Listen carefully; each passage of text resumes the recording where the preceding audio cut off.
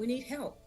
A lot of us are hurting. I mean, it's you know, it's really devastating.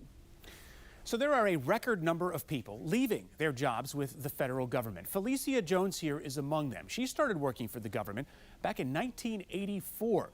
38 years of employment for 6 different federal agencies, most recently the IRS.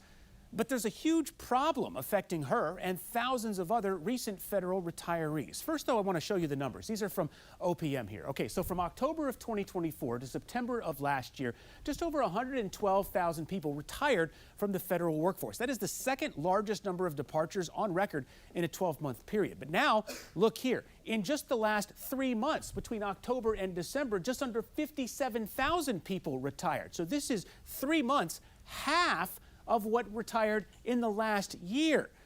Again, just in 3 months. Now, the latest numbers released by OPM indicate that more than 50,500 people are still waiting for their retirements to be processed. And those numbers don't even include Felicia. She hasn't been paid or received any benefits since her last paycheck in early October.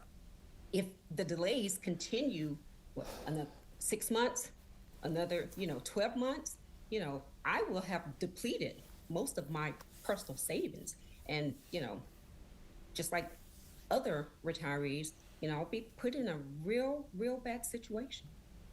All right, so what's the problem here? Well, with so many people retiring at one time, that's creating a choke point in the system when it comes to processing retirees' paperwork.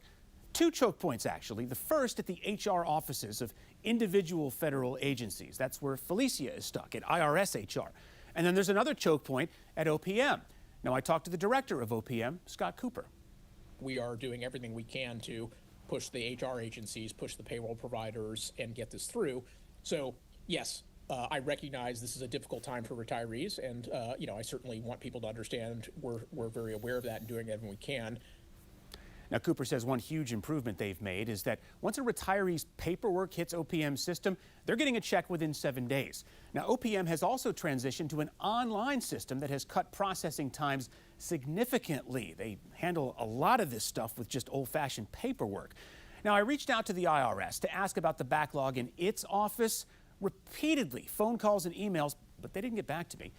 Now, that leaves Felicia stuck, still after 3.5 months, having no idea when she'll start to get those retirement benefits that she earned after 38 years of federal service.